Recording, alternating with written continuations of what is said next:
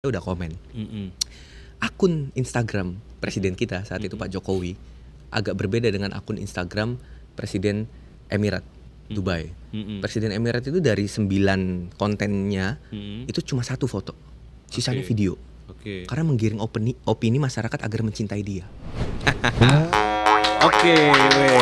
Yeay, akhirnya.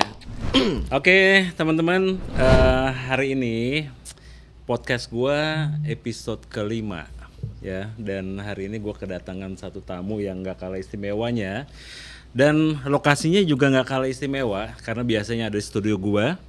Hari ini gua ada di studio podcastnya Dos Megastore. Ya, Megastore. Dos Megastore Ratu Plaza, ditemenin barusan kedengaran suaranya, temenin oleh teman baik gua, Faim Ahmad. Oh, thank you Om. Thank you Faim. Oh, tadi berarti kamera ke muka Om dulu tuh ya? Ceritanya muka-muka gua dulu ya kan. Jadi nih gua, thank you ya udah datang. Wah, saya yang thank you Om. Ini udah janjian yang ketiga kali atau 4 kali ya. Sebelumnya gua pengen ke Cirebon, wah, janji-janji surga gua, tapi ternyata nggak bisa ke Cirebon juga. Dan harusnya hari ini ada di studio gua, tapi kita ada plan lain, dan ini sebenarnya adalah setup dadakan, tapi gua seneng banget. Yes. Seneng banget setup dadakannya, nyobain juga Zoom Podtrack P8 ini.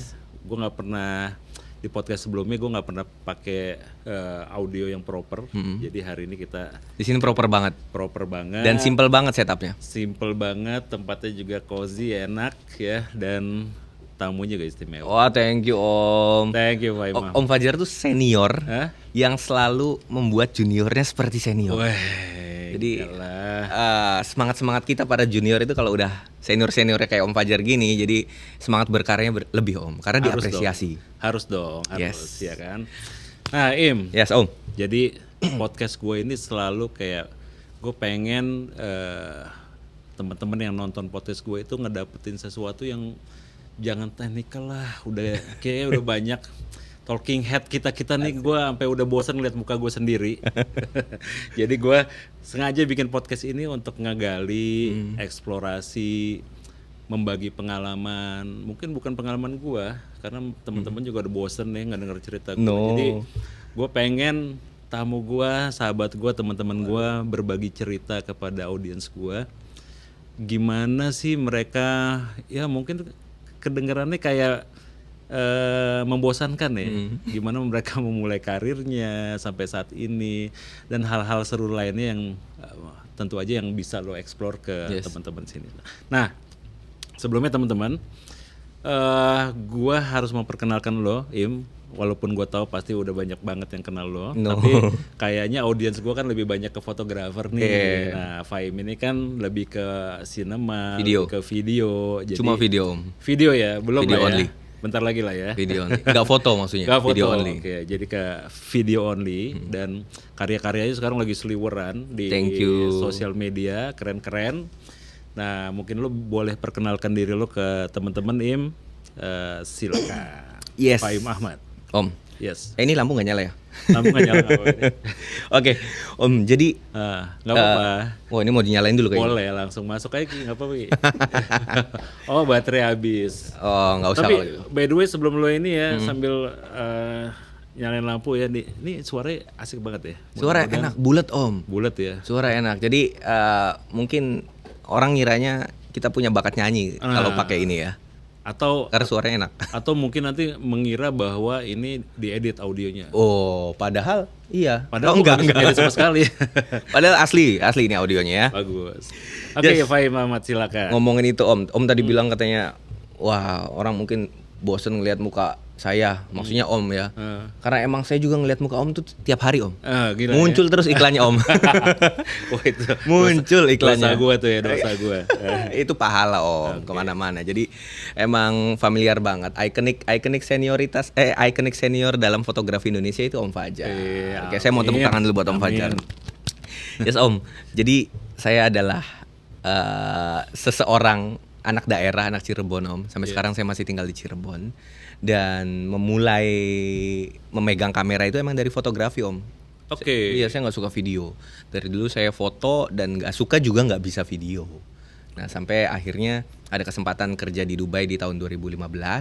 Bos saya maksa saya untuk bikin video. Oke. Video pertama saya di sana diedit pakai Movie Maker dan diapresiasi banget. Jadi kalau karya pertama dapat apresiasi bagus, itu suka Om.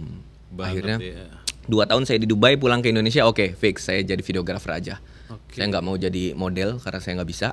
Ya. Oke, walaupun bakat udah kelihatan ya kan. Dan fotografer juga jadinya enggak. Saya nggak mau trade. Akhirnya saya video doang Om. Jadi langsung ya ke video ya. Langsung pure. Karena kan kita banyak denger nih, oh teman-teman videografer biasanya starting dari Iya, foto iya. ya. Lo, Oh enggak, emang awalnya foto saya. Awalnya foto. sorry, lo Awalnya foto dan wedding awalnya Om. Oke. Wedding. Di Dubai itu lo, Di Dubai itu gue baru denger nih yang Dubai nih. Oh, iya. Kita sering cerita tapi yang Dubai ini gue baru denger. Di Dubai itu saya kerja di mall Om. Jadi Oke. TKI lah. Oke. Megang decoration artist. Jadi highlight produk di sana gitu Oke. loh. Jadi kadang jadi tukang juga, ngating-ngating segala macam, tapi kadang jadi desain juga. Nah, terus ada satu ketika saya disuruh bikin video karena si bos saya tahu saya bisa ngoperatorin kamera. Oh, Nah, video itu video simple banget sebenarnya. Cuma emang ada ide-ide saya di situ yang saya lihat sampai sekarang pun kok bisa ya saya dulu kepikiran gitu loh. Oke. Nah, akhirnya video itu diapresiasi dan sampai sekarang saya menyukai video. Oke. Karena emang untuk mulai ngeditnya itu agak berat, tapi ketika udah selesai, klimaksnya itu berkali-kali lipat dibanding foto. Oke. Yang saya rasain ya. Ada satu hal yang membuat lo kayak wah, Iya. puas ya. Dan mungkin Tuhan mengarahkan saya ke situ sampai akhirnya pulang ke Indonesia 2016, 2017, 2018 sampai sekarang, apalagi era pandemi lewat, itu kebutuhan video sangat amat meningkat pesat. Great moment. Yes. Pas momennya, Yes, pas momennya. pas suka juga. Yes. Dapat cinta pertamanya juga keren. Yes. Lanjut dia. Lanjut, Indonesia. lanjut. Jadi makanya sekarang udah fokus aja ke video ya. Karena yang fokus itu justru lebih enak ya Om. Jadi kayak ibarat dokter spesialis lah. Nguliknya juga Yes. satu gitu ya. Dan ternyata masuk ke video juga genrenya banyak lagi Om. Ada yang produksi besar, genre TVC, ada yang bikin film, ada yang bikin konten-konten daily, konten beauty atau apa. Nah, Kalau lu kemana? saya sebenarnya ke beauty shoot fashion. Beauty shoot, Fashion, apalagi kalau misalkan spesifik banget ya Om ya, beauty shoot, fashion, daily activity. Oke, beauty shoot, fashion, daily activity. Nah itu tuh sebenarnya. Oke, kalau kan setiap ini pas banget gue nanya ke Yes. lu karena memang gue lagi suka juga video ya. Wih. Gue masih video-video yang pakai CapCut ngeditnya Tapi gitu itu, ya. ya saya diajarin langsung. Jadi videografer kan banyak nih. Yes. Apalagi kan tadi lo sempat mention bahwa lagi banyak banget kebutuhan video. Artinya juga banyak fotografer yang akhirnya hybrid kayak gue nih udah gue tulis di Instagram gue hybrid gitu ya karena video itu menyenangkan, banyak kebutuhan dan yang lo bilang tuh hasilnya tuh kayak gue fotografer nyetak foto gitu. Bener. Ada satu kepuasan tersendiri gitu. Nah, tapi kan di industri nih, ya kan kita di industri nih, kita profesional. Kita kan perlu unik kan, Ya. bener gak sih? Perlu unik. Tadi lo bilang lo ke lifestyle, Ya. daily video tadi. Daily activity, ya. Activity ya. Apa yang membuat lo unik dibandingin yang lain menurut lo nih? Atau sengaja lo buat gitu? Oke, sebenarnya bukan kapasitas saya ngejawab itu, tapi kalau mungkin ya kalau saya mengira-ngira, videografer tuh yang bagus banyak Om. Oke. Cuma yang ganteng jarang mungkin ya. Nah, gue tadi mau bilang itu juga ya sebenarnya. Sebenarnya kelebihan saya cuma ganteng doang Om itu Om. Oke. Cuma itu rahasia Om. Belum ada yang tahu ya. Jangan kasih tahu siapa-siapa. Sampai sekarang belum ada yang tahu Om. Nah jadi video-video genrenya macam-macam. Saya pun menghargai banyak teman-teman yang emang videonya bagus, bahkan nyaris saya bilang wah saya susah sih untuk bikin kayak gitu loh. Ada yang rapi banget, ada yang tajam banget, ada yang gimana. Nah cuma saya itu membiasakan diri untuk berbuat simple Om. Jadi produksi-produksi yang simple. Saya menghindari produksi-produksi yang ribet. Oke. Karena sekarang produksian kecil itu sifatnya masif. Bisa jadi bikin konten itu 1 hari 3 kali syuting. Saya pernah bikin video klip itu 1 hari 3 kali Om. 1 kali 3 Satu video, hari. 1 hari 3 video klip. Yes, sama Mas Baim. Oke, gue Ya. lihat. Oke. Mas Baim satu hari 3 video klip. Kita Oke. syuting cuma berdua, nggak ada kru sama sekali. Oke. Cuma berdua. Lu Dan sama Mas Baim. asisten. No, nggak ada orang sama sekali. Sama Baim. Sama Baim berdua sama Mas Baim. Dan produksian kecil ini yang sekarang udah mulai meningkat. Mungkin masa zaman dulu video itu hanya ada produksian gede. Oke. Dimana harus ada kru, harus ada tim lighting. Banyak deh, 30-40 orang ya. Sekarang kamera canggih-canggih Om. Bukaan lebar, ISO tinggi itu udah nggak jadi masalah. Lighting nggak ada juga nggak apa-apa, satu Yes. biji cukup gitu ya. Yang penting kita bisa baca cahaya. Yes. Nah jadi enak naruh tempatnya. Jadi saya melewati di mana project-project satu hari bikin 3 video. Nah part-part begitu akhirnya membiasakan saya untuk lebih satset. Oke. Satset itu yang bikin saya buang semua hal yang nggak simple. Oke. Akhirnya yang simple aja, yang simple. Emang videonya kecil, receh, mudah, tapi sering gitu. Oke. Sebenarnya sama aja kayak orang yang produksian gede, budget ratusan juta atau miliaran, tapi dibagi 30 orang. Oke. Produksinya bikin 1 bulan. Yes. Nah kalau video yang sering saya bikin, produksian sendiri, Mm-mm. 1 hari selesai, besok repeat order. Kayak gitu sih Om. Oke. Nah, mungkin itu juga ya gua sering lihat juga kayak video klip syuting gitu Iya. ya di Dos Guava misalnya Iya, kan sering tuh ya. Dengan kru yang banyak, dengan konsep yang banyak. Ya tentu aja sesuatu yang berbeda. Gua dari sisi gua yang fotografer yang biasa kalau kita project itu sedikit orang, buat gua tuh suatu keribetan. Kadang gua berpikir ya, gimana sih orang kalau misalnya bikin satu video klip itu tapi simple. Artinya di gua adalah kebutuhan ya. Iya, iya. Mungkin waktu itu lo juga seperti itu ya. Yes. Kemudian kebutuhan itu lo dapat solusinya, malah itu yang bikin lo jadi unik ya. Bener Iya nggak sih? mungkin dianggap orang unik karena Mm-mm. kalau saya dengar dari Mas Baim bilang sih katanya dia juga ngelewatin masa bikin video klip yang ribet-ribet itu dengan budget tinggi ngelewatin.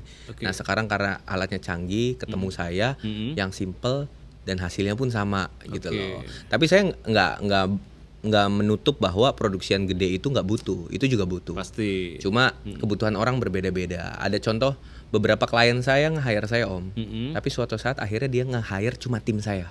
Oke. Karena emang kebutuhannya di situ Yes. porsinya dan saya nggak bisa kayak nggak bisa ini project saya nggak bisa. Jadi emang ada orang butuhnya itu daily, ada butuhnya weekly, ada butuhnya monthly bahkan yearly gitu loh. Nah gitu jadi ya menyesuaikan aja. Yes. Tapi itu keren ya. Dan apa? Lanjut dulu. Dan jadi industri kecil itu kebutuhannya masif, semuanya butuh. Kalau Om keluar dari kita keluar dari Ratu Plaza, kita ngeliat Jalan Sudirman, semuanya hampir butuh konten video sekarang Om.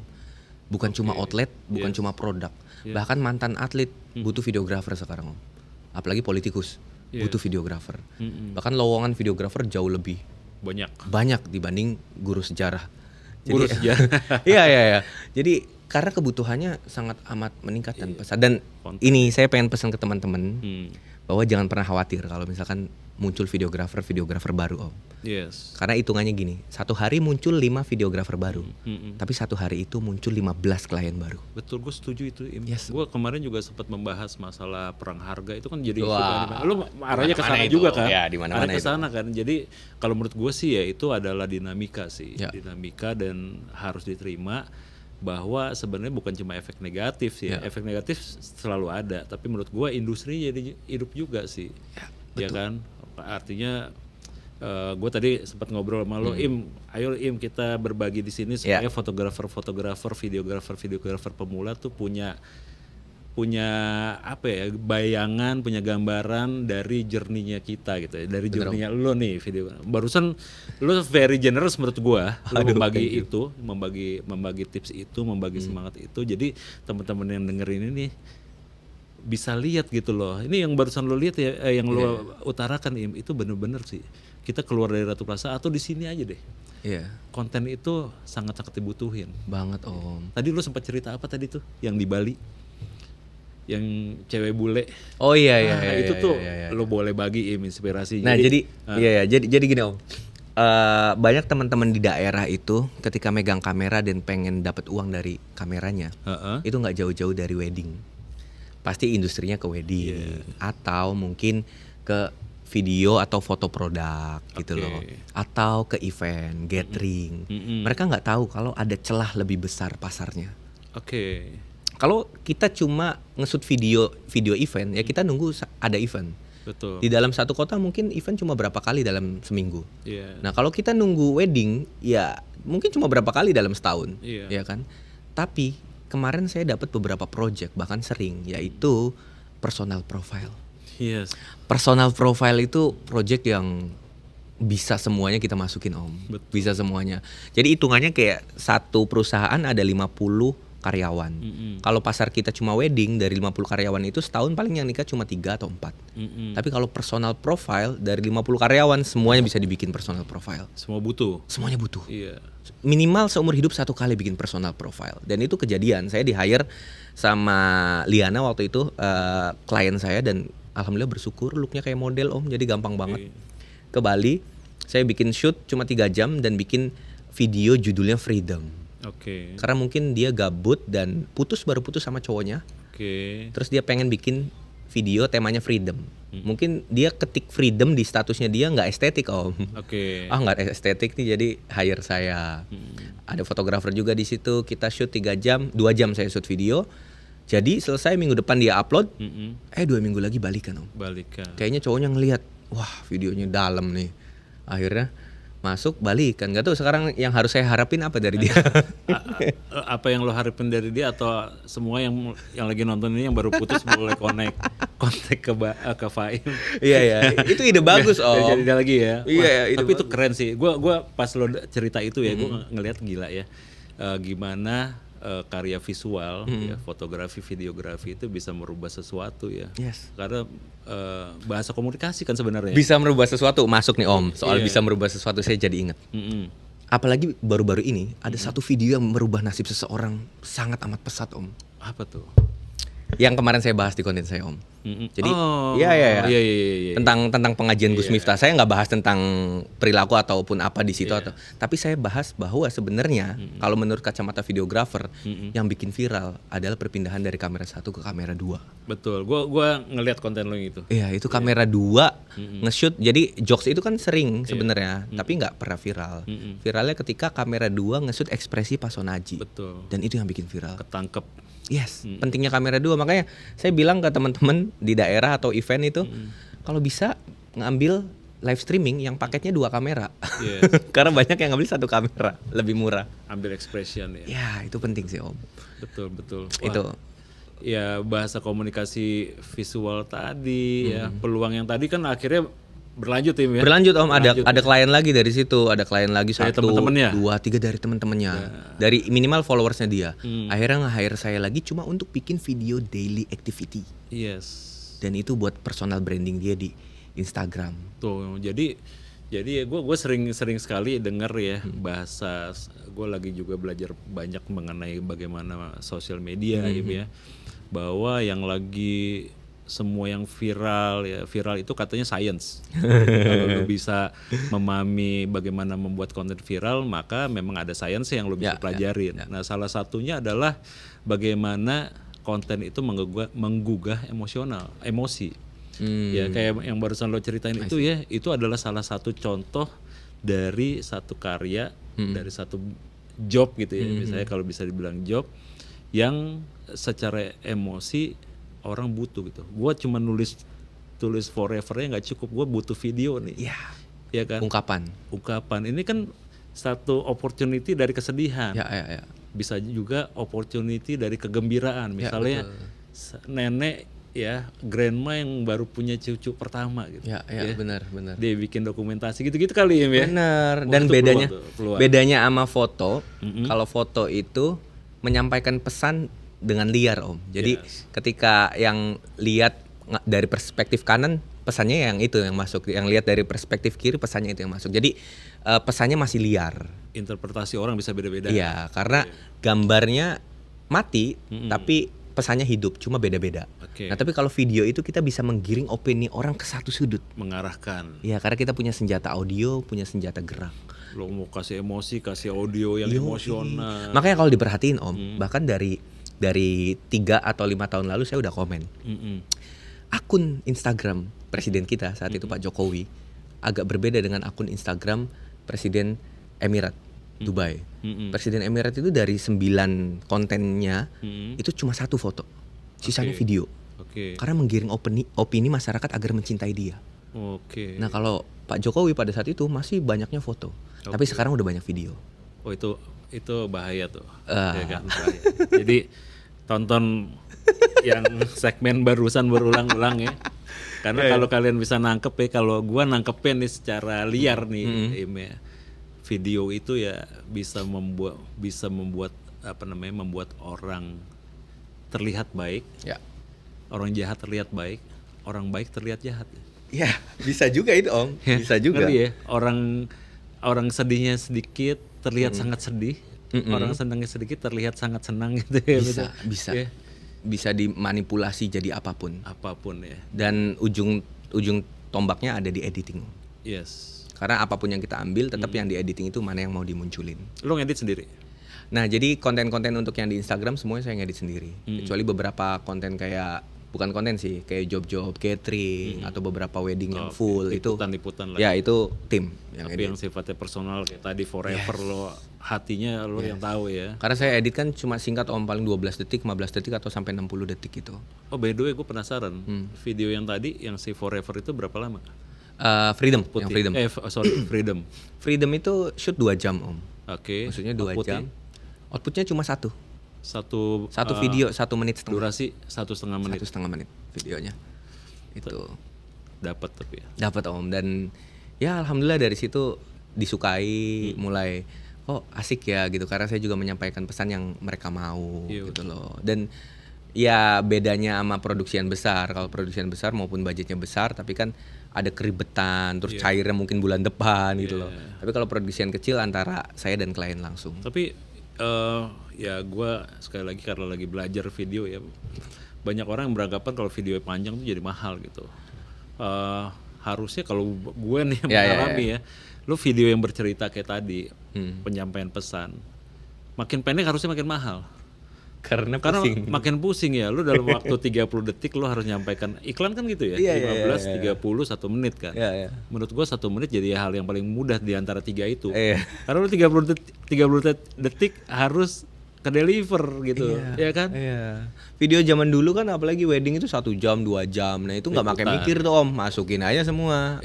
Yang bikin mikir itu ketika harus dipotong jadiin 1 menit tapi semuanya masuk, nah itu ribet. Happy-nya dapat. Gimana kita nyampein pesan segitu tuh, itu ribet banget. Nggak gampang. Ya agak. Nah tapi Om Fajar juga sekarang udah mulai mau nggak mau, dan bukan cuma Om Fajar berarti, banyak fotografer juga mulai. Harus sih menurut gue ya, harus. Bukannya kalau gue agak khusus alasannya Im, gue harus mengikuti pertama ya masanya udah hybrid ya kan, kemudian gue juga kayak lu lah ya, nanti akan mengalami satu saat banyak juga teman-teman yang naik ke gue, Om lu motret nggak bosan apa?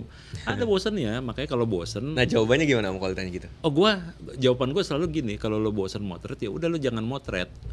Terus Om lu ngapain? Gue bikin video.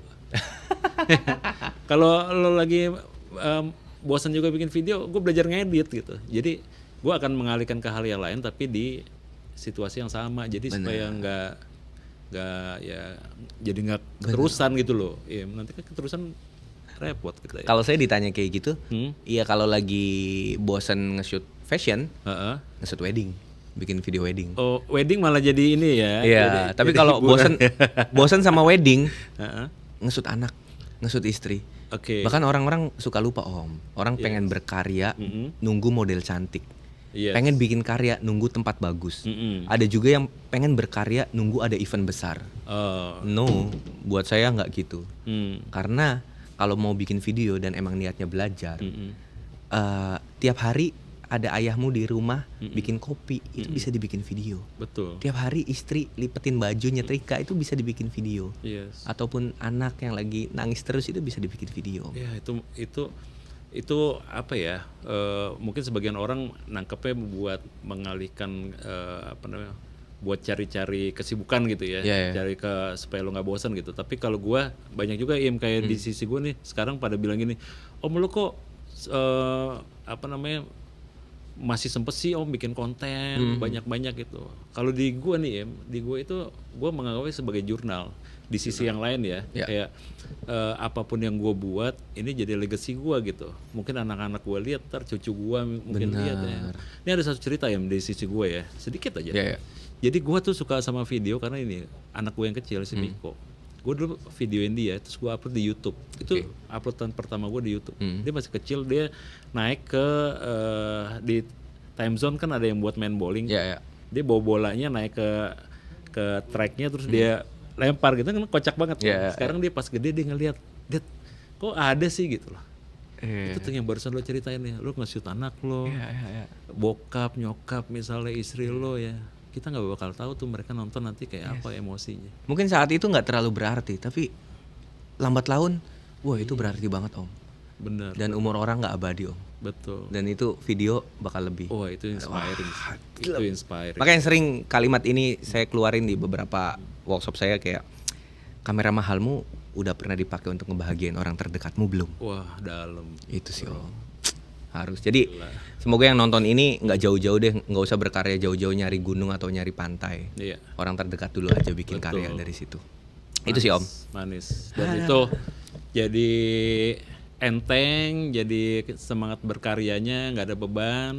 Ya kan lo kadang-kadang kan kalau apalagi video ya, ya kan nggak kayak foto ya gue satu foto dua foto gue edit selesai. Di video itu kan orang yang banyak yang mengeluh nih, aduh videonya sih gampang bikin footage sih ya, tapi ngeditnya jadi susah ya kan. Bener gak? Dan ngedit itu masih jadi gimana ya? Beban. Untuk syuting itu kan kerjanya bareng-bareng Om. Ramean, shoot selesai. Giliran ngedit sendirian. Mencekam Om. Dan bisikan-bisikan kayak udah tidur aja, lanjut besok. Itu sering banget. Jadi ya nggak susah untuk nge-push. Tapi dengan semangat yang barusan nih, akan malas sama rajin kan menurut gue perspektif ya. Gara-gara lo salah ngelihat angle-nya jadinya lo malas gitu. Tapi kalau angle-nya yang barusan, bahwa video lo itu akan menjadi satu karya yang tadi ya, bisa membahagiakan orang, punya value yang bukan cuma uang ya. Kalau lo value-nya uang, lo pasti akan susah ngerjainnya gitu. Tapi value lo hati, emosi, yang kayak barusan sih kayaknya lo jabanin kali itu mau ngedit sampai selesai, bener gak sih? Nah ngomongin soal value uang juga Om, sering juga saya nanya bahwa tujuan jadi videographer tuh apa sih? Kaya atau bahagia? Karena kalau tujuannya kaya, susah Om. Saya udah riset 10 orang terkaya di Indonesia nggak ada videographer. Nggak ada Om. Adanya tembakau, ya, terus tekstil, jadi nggak ada. Makanya kalau mau jadi videographer ya tujuannya bahagia. Dan fotografer, videographer adalah orang-orang yang mudah berbahagia, juga mudah membahagiakan orang lain Om. Betul. Karena ketika simple aja, pas istri saya mungkin lagi ngambek atau minta sesuatu, saya bikin video, seneng, happy. Udah sesimpel itu. Jadi ada 3 pihak yang dibahagiakan. Satu saya yang buat, kedua dia yang seneng, dan ketiga setelah diupload banyak yang mengapresiasi. Gila ya. Itu sih Om. Faim ternyata romantis orangnya ya, gawat. Ya soalnya ini pasti ditonton. Biasanya kalau lagi muji-muji istri juga katanya mau cari lensa baru kan.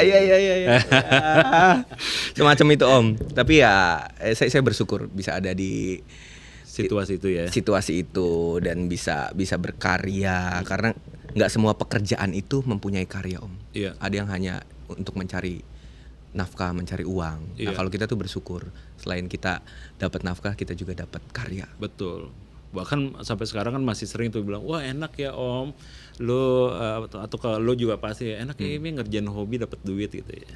Dia nggak tahu ketika duitnya dapat banyak dari hobi itu udah bukan hobi jadi. Hobi. Iya. Tapi kadang-kadang saya mikir juga Om, kadang kalau lagi capek banget Om, segini tuh saya hobi. Gimana orang yang ngerjain sesuatu nggak hobi? Itu berat bro. Berat banget. Emang harus berawal dari hobi, itu yang bikin enteng. Ya makanya perspektif yang barusan lo share ke teman-teman barusan itu menurut gua hal penting. Ya jadi melihat sesuatu itu dari perspektif yang lo nyaman gitu. Jadi ngerjain sesuatu tuh nggak berat. Walaupun akhirnya nanti akan terasa juga. Ya kayak misalnya lo sehari 3 video klip tadi ya. Lo kerjain sebulan Lo sehobi-hobinya. teman-teman jangan ngelihat oh nggak mungkin bikin video klip setiap hari nih. Lo kalau misalnya yang lo utarakan itu berjalan, bukan nggak mungkin lo sebulan bisa 15-20 kali. Walah. Bener gak sih? Bener Om, bener. Bener kan di saat itulah terjadi. Nah, Im, Ya Om. gue tadi kita sempet tuh ngobrol sebelumnya kan ya. Yes. Eh, Ini apa nih Om? ini gila nih. Ini nggak ketemu di mana-mana nih. Iya, ini Aquanya mineral ya.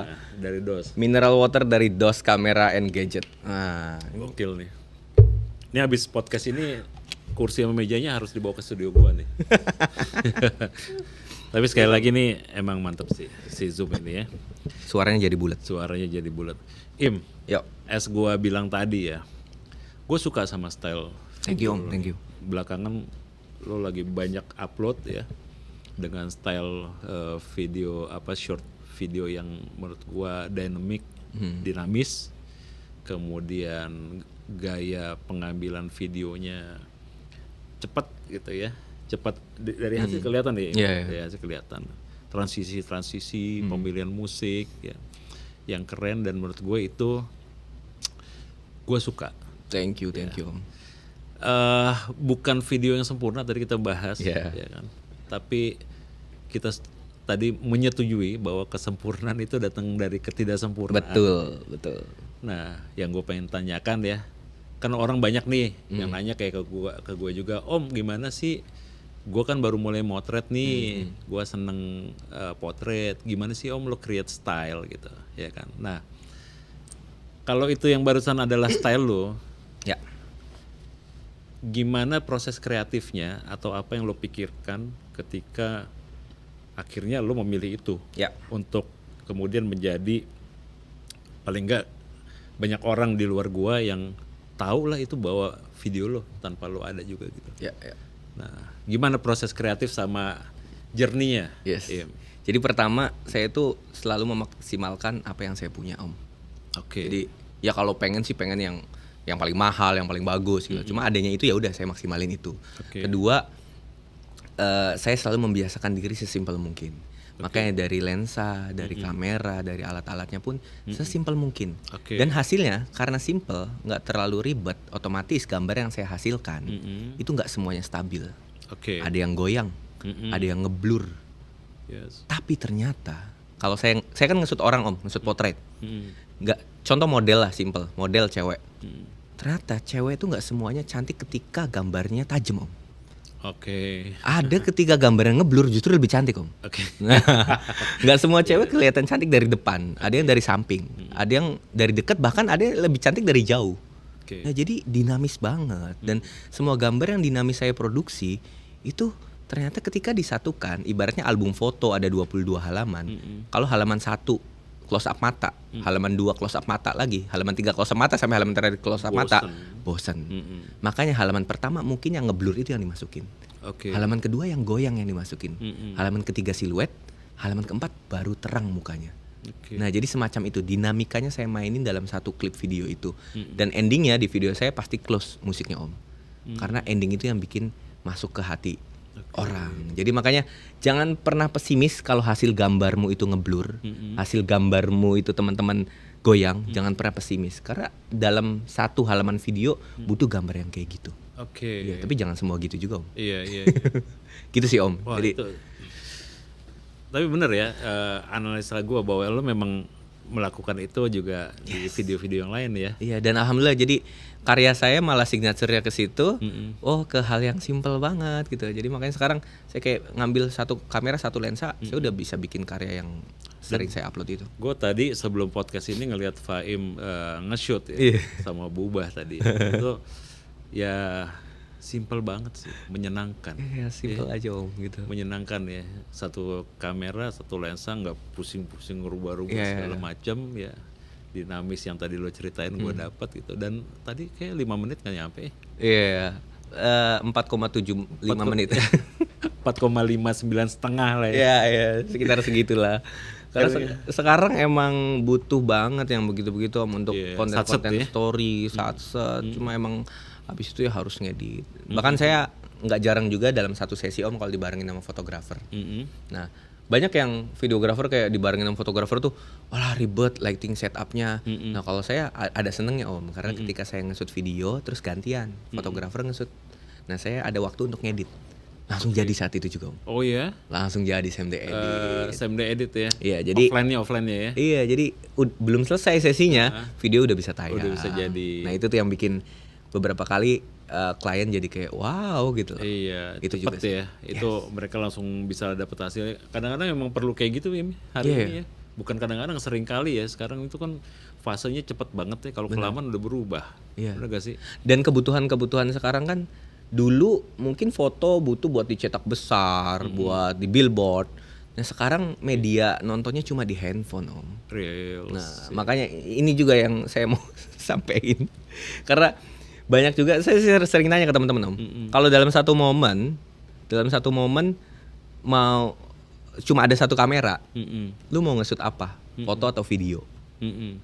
Nah kalau jawaban saya video Om.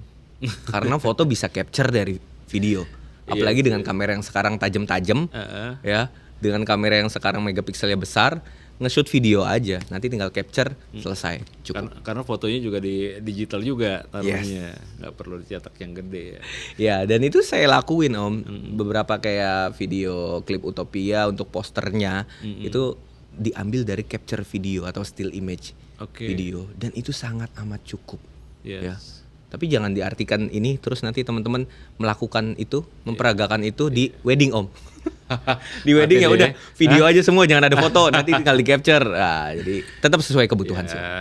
Ketika lo butuh banyak detail ya, Pak. Ya. Tapi kalau tadi rock and roll kayak yang lo ceritain barusan, ya memang nggak ada fotografernya ya. Gas di video udah cukup untuk berapa klip lo dapetin gitu ya. Tapi tetap kelebihannya itu. Video kelebihannya kita punya audio dan bisa di play, bisa ditonton. Kalau foto kelebihannya bisa dicetak Om. Kemarin saya bikin shoot salah satu majalah Dubai. Ada foto, ada video, saya bikin videonya. Hasilnya bagus, tayang di Instagramnya, saya bangga. Tapi ketika majalahnya dicetak Om, nggak ada video saya. Kan majalah cetak Om. Iya. Besok gua kasih linknya deh ya. Waduh, Im, gitu sih Om. Itu pembicaraan yang menurut gua, lu tuh orangnya dalam juga ya. Enggak sih sebenarnya Om. Ntar gua redup-redup. Tapi saya juga banyak belajar dari Om Fajar. Apalah. Terus kayak Om, ada satu pertanyaan yang sering saya tanyain ke teman-teman. Saya pengen nanya ke Om. Kalau misalkan milih tempat lokasi bagus atau cahaya bagus? Kalau gua, ya, gua selalu cahaya bagus sih. Alasannya Om? Ini by experience juga ya. Lo lokasi yang bagus, ketika cahaya nggak bagus lo nggak dapet apa-apa. Berapa tahun belakangan ini gue campaign mengenai lighting, kebutuhan lighting. Supaya apa? Supaya lo bisa motret di any location. Karena di wedding, gue lebih banyak shoot pre-wedding dulu ya, ya. Nggak selalu gue di lokasi yang bagus fotonya. Kadang-kadang nih ya, yang paling absurd adalah gue pernah dapat satu couple yang shoot pre-weddingnya di gudang. Karena itu adalah tempat mereka pertama kali ketemu kerjanya. Lu mau shoot apaan di gudang gitu loh. Tapi dengan lighting yang bagus, lo akan dapat hal yang bagus juga. Gue juga pernah dapat shoot cover dadakan. Itu Nabila, penyanyi Jogja, lagi bikin video klip di satu gudang di Jogja ya. Kemudian produsernya bilang, Om Fajar shoot dong buat covernya gitu. Itu gudang Im. Ya, gelap lagi. Gue shootnya malam gitu. Gue hanya pakai satu lighting. Bayangin lu kalau nggak ada lighting. Jadi lighting satu gue taruh belakang siluet pakai asap-asap, jadilah fotonya gitu. Gudang jelek nggak masalah, yang penting lightingnya bagus. Ya udah jadi gelap aja tuh gudangnya misalnya. Karena ada lighting. Kalau nggak ada lighting gimana? Jadi kalau pertanyaan lo tadi adalah ya gue lightingnya. Milih mana yang diupload Om? Milih mana yang diupload? Komposisi yang bagus atau model yang terlihat cantik? Komposisi yang bagus kalau gue. Karena ini gue nggak selalu shoot model ya. Gue mungkin sedikit berbagi mengenai gue ya. Gue juga pernah share ini ke teman-teman sih kalau di workshop. Dulu kan gue start dari pre-wedding ya. Start dari foto model, fashion gitu ya. Tahun 2015 gue pindah ke switch ke pre-wedding. Ya, anak gue masalah udah nggak kenal gue tuh. Jadi gue shoot pre-wedding. seperti kebanyakan fotografer model, ketika shoot prewedding lu bukan model kan, susah kan. Jadi gue shoot lah yang cantik-cantik. Kalau nggak cantik gue mahalin prewedding. Tapi pernah nih tanpa bermaksud body shaming, ini hanya untuk cerita aja, untuk menyemangati teman-teman juga. Gue pernah dapat satu klien yang gemuk ceweknya, gemuk banget. Kemudian gue mahalin lah gitu. Ya, surprisingly dia oke dengan harganya. Ya, disitulah gue mulai cerita diambil gitu ya. Tantangan. Kemudian cowoknya bule. Begitu hari H, gue belum pernah ketemu cowoknya. Begitu hari H, pas makeup gue bilang cowok lo mana? Lagi mau datang ke sini kan, ke lokasi priwed. Pas datang cowoknya lebih gede lagi. Wah, mantap. Disitulah gue dekat sama kafe di Indomart. Gue beli, anjir gimana nih motretnya gitu kan. Nah, ini gue cerita nih. Cerita ini adalah yang membuat gue nggak pernah khawatir gue motret siapa aja akhirnya. Karena gini, gue kalau lagi pusing sama posing, biasa kalau prewedding di tengah-tengah prewed itu gue suruh kiss. Karena orang Indonesia kan kalau suruh kiss malu-malu. Akhirnya ketawa-ketawa gue capture itu banyak ya kan. Habis itu kita bisa lebih santai.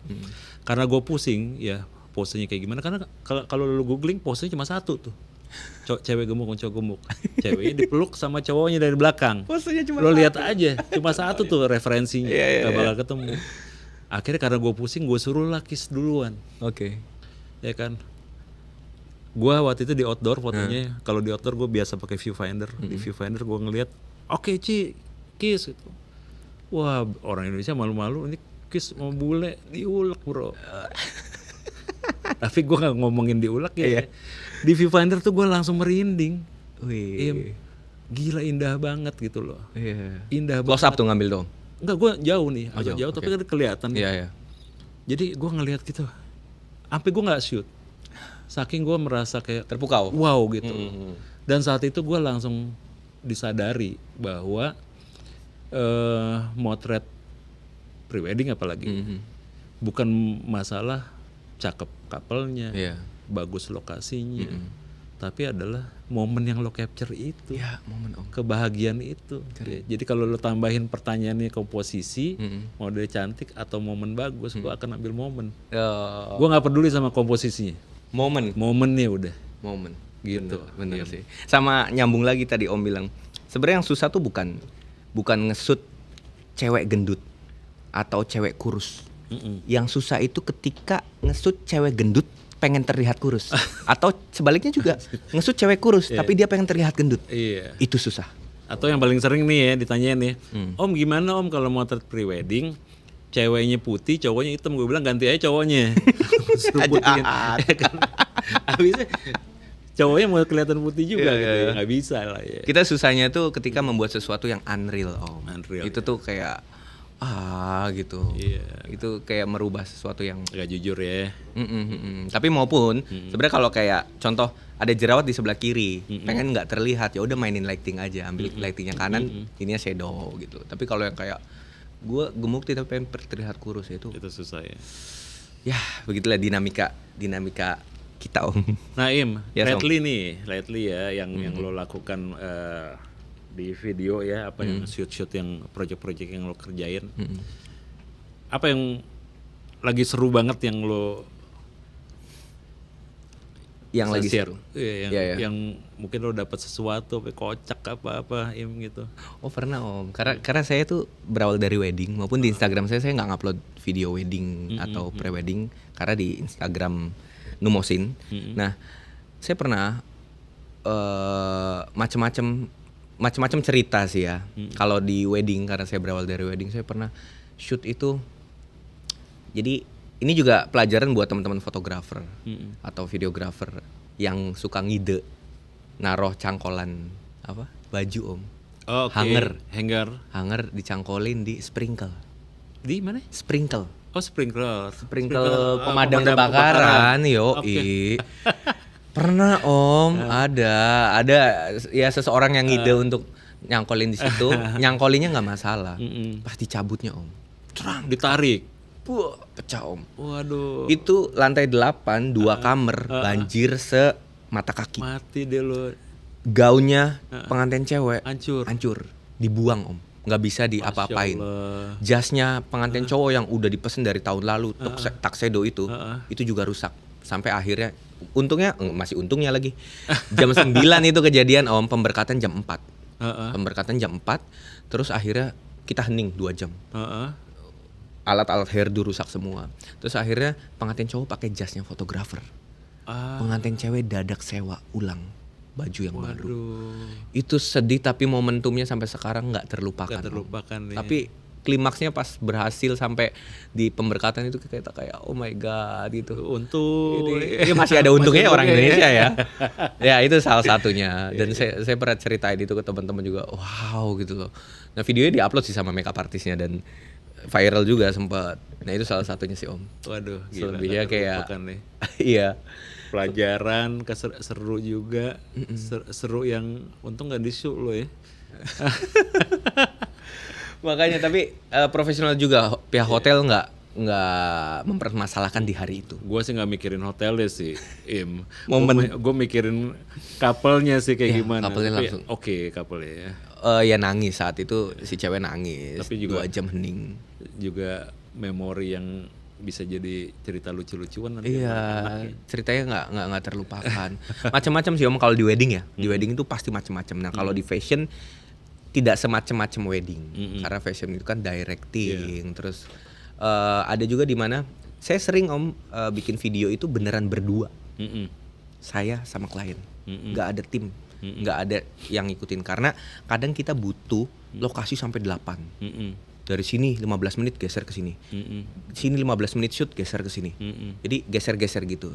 Dan itu cukup efisien karena cuma berdua. Cuma satu kamera. So nggak perlu perizinan. Jadi kita dapat tempat-tempat yang eksklusif gitu loh. Pernah juga salah satu rooftop di Jakarta. Kita samperin nyampe ke atas, kita shoot puas nih. 15 menit security datang. Tapi kan udah dapat file ya. Udah turun selesai, videonya jadi puas gitu loh. Gokil. Itu sih yang bikin saya naikin brand image dengan satset shoot om, karena emang harus satset. Nah lo belakangan dikenal sebagai kemarin announce ya videografernya Putri Indonesia ya. Oh iya. Sama Mbak Novi as fotografer juga ya. Kemudian lo lagi banyak shoot artis. Iya, dari situ. Nah mungkin bisa lo ceritain untuk teman-teman yang punya mimpi seperti lo juga, journey-nya yang bisa lo share gitu. Jawabannya satu om, beruntung. Jawabannya itu beruntung. Maupun orang bilang keberuntungan itu datang karena kesempatan bertemu dengan kemampuan. Mungkin saya ngerasa banyak teman-teman videografer yang kemampuannya sama saya, atau mungkin lebih dari saya, itu banyak banget om. Cuma nggak ketemu aja sama kesempatan itu. Nah kemarin saya juga berterima kasih karena banyak orang-orang yang berjasa dalam kesempatan saya. Bu Novi yang memperkenalkan saya ke Putri Indonesia. Dan di situ juga ketemu sama Kak Buba. Kak Buba yang akhirnya bawa saya ke sana, ke sini, kemari, sampai ke Paris Fashion Week kemarin bareng Cinta Laura. Dari situ juga saya kenal Mas Baim, Mbak Artika. Semuanya orang baik. Saya heran. Tadi saya baru bilang ke Kak Buba. Kak Buba, saya tuh aktif di Jakarta baru tahun ini om, tahun 2024. Ya mungkin ini podcast di uploadnya tahun depan, kita nggak tahu. Oh, kira-kira podcast ini akan diupload 30 menit lagi lah. Bahaya, saya edit juga loh Om Fajar. Nah, saya baru aktif di Jakarta tuh 2024 ini om. Karena dulu ya saya sampai sekarang tinggal di Cirebon tapi lebih sering ke Bali. Nah, Jakarta baru sekarang aktifnya. Semenjak Putri Indonesia. Dan saya bilang ke Kak Buba kemarin, tadi saya bilang, saya heran, saya ke Jakarta selalu ketemu orang-orang baik. Nggak tahu kenapa selalu ketemu orang-orang baik yang menjembatani saya ke sini ke situ, itu orang baik. Sampai sekarang saya ketemu senior juga sangat amat baik. Saya kalau udah bareng Om Fajar ini udah nggak kayak senior, udah kayak sepantaran karena Om Fajar bikin teman-teman atau bikin junior-juniornya nyaman. Nah terus banyak banget orang-orang baik di sekeliling saya yang saya bilang, oh my god, Jakarta itu kan kota sibuk, kota nyebelin om, tapi menyenangkan karena orang-orang baik. Orang bilang itu lo orang baik itu karena karmanya baik juga. Amin. Tadi sempat bilang mengenai kesempatan bertemu sama keberuntungan. Kesempatan keberuntungan, kemampuan ketemu sama skill juga, kemampuan sama persiapan Persiapan. Iya kan. Betul. Jadi ya teman-teman harus bersiap juga, Iya, belajar terus ya kan Im, Iya, asah skillnya, karena kita nggak pernah tahu kapan kesempatan itu datang. Bener. Biasanya terlewat karena kurang persiapan ya, Iya benar-benar. termasuk mental ya. Mental. Jadi yang barusan Faim dengan sangat baik mendeliver ke teman-teman mengenai journey-nya dia, mengenai pengalaman dia, mengenai semangat lu Ya, juga, ya, ya. itu adalah salah satu menurut gua pembekalan juga sih Amin. ke teman-teman junior pemula yang baru mulai. Dan harus ini Om, harus menjadi pribadi yang menyenangkan. Yes. Itu titiknya, dan jangan sampai ada track record buruk. Nah, itu kenapa? Oh, ada satu momen yang bisa saya ceritain. Pertama kali saya ketemu Kak Buba. Buba Alfian itu dalam satu shoot bareng Putri Indonesia dan bareng Ratu-Ratu Dunia. Ada Miss Internasional, Miss Charm, Miss. Nah, situ shoot fotografernya banyak, ada Bu Novi, ada Ko Wong Sim, ada Mas Roni, ada Ko Winston. Dan saya videografer sendirian. Saya nggak punya stage di situ, saya nggak punya background di situ. Dan saya baru kenal Kak Buba. Dalam satu shoot itu bintang utamanya adalah Kak Buba, Yeah. karena yang art directornya Kak Buba. Dan dalam satu shoot itu anak yang paling bawang tuh saya Om, karena baru masuk di situ. Oke. Selesai dari shoot itu besoknya video langsung saya jadiin, Kak Buba langsung hubungin saya. Semenjak itu orang yang nomor 1 di sesi itu sama orang yang nomor terakhir jadi deket banget sampai sekarang. Yes. Dan ya itu karena mengerjakan sesuatu dengan gembira Betul. dan menjadi pribadi yang menyenangkan sih Om. Iya. Semoga ya. Pasti. Dan itu ya banyak orang yang bilang profesionalisme segala macam. Ya itu menurut gua responsibility yang kayak begitu ya. Delivery cepet yang barusan lo bilang ya. Iya. Kita nggak pernah tahu kebutuhan orang kan. Kadang-kadang ada orang yang pengen kelihatan lama biar kelihatan sibuk gitu loh. Biar kelihatan. Ya tapi ya anyway itu adalah style ya. Ada. Dan adalah style dan adalah ya tadi ya, pribadi masing-masing orang berbeda-beda. Yes. Tapi attitude penting banget. Bener gak, Im? Itu juga Om, attitude juga Om. penting ya kan. Attitude penting banget. Saya belajar banyak attitude dari Putri Indonesia terutama. Mm-mm. Dari teman-teman di situ juga, dari teman-teman senior saya, dari gimana cara banyak sih. Bahkan saya juga suka menyesal ada beberapa part kayak saya lupa bilang terima kasih ke orang gitu atau apa. Dan kedepannya attitude itu yang bikin kita tiba-tiba aja jadi nggak kerasa. Bahkan rumus hidup saya itu jadi kayak hidup nggak ada rumus, tiba-tiba bagus. Karena organik, natural gitu aja. Betul, organik, natural. Terus ada di bahasa Inggris ada yang dibilang habitual action. Jadi apapun yang lo lakukan, kalau lo jahat, kemudian lo lakukan berulang-ulang, akhirnya karena jadi habit, lo merasa yang lo lakukan itu bukan perbuatan jahat. Termasuk juga baik, karena lo aware untuk selalu berbuat baik, maka lo melakukan itu menjadi habit. Akhirnya lo juga unconscious, lo melakukan kebaikan itu berulang-ulang dan orang nangkapnya itu keren banget. Itulah yang bikin lo sukses juga. Amin. Mudah-mudahan bisa ditiru sama teman-teman. Amin. Dan thank you Im. Wah, Gila, gokil nice talk, Om. gokil, keren banget. Kita nanti akan ada sesi-sesi selanjutnya. Belum mampir ke studio gua. Dan sekali lagi thank you Faim Ahmad. Thank you Om Fajar, thank you Om Fajar. Thank you Dos Superstore. Yes, Dos. Thank you Zoom Potrek P8 dipinjemin. Godox untuk lightingnya dan sampai jumpa. Bye bye. Gokil. Gokil Faim. Gila berapa menit kita? Hampir sejam. Wow. Dibeliin di